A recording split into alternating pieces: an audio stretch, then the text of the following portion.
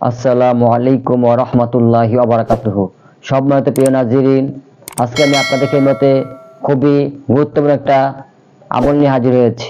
আজকের আমলটি হলো আয়নাতে জিন হাজির করার, মক্কেল হাজির করার আমল। আজকের আমলটি খুবই শক্তিশালী এবং খুবই সহজ। ইনশাআল্লাহ আপনারা যে কেউ পারবেন এই তদবিরটি করতে। এর জন্য আপনাদের শুধুমাত্র ভিডিওটি শুরু থেকে শেষ পর্যন্ত খুবই মনোযোগ সহ দেখবেন, তাহলে আপনারা তদবিরটি করতে পারবেন। সর্বপ্রথম আপনারা তদবিরটি করার জন্য একটি ভালো মানের আয়না নেবেন। আয়নাটি যেন শক্ত হয় এবং আয়নার পিছনে যেন বোর্ড থাকে। তারপর আপনারা কি করবেন, আপনারা মোতাবিক যে তদবিরটা করবে সে অজু করে পাক পবিত্র হয়ে সামনে বসবে।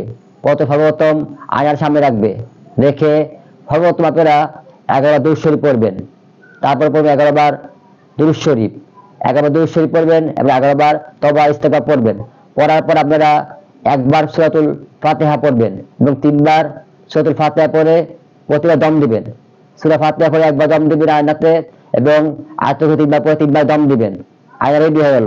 এরপর আপনারা একজন তুলাসিক সামনে বসাবেন, বসিয়ে তাকে বলবেন আয়না তাকিয়ে থাকতে, আর আপনি শুধুমাত্র একবার আয়াতুল কুরসি পড়বেন।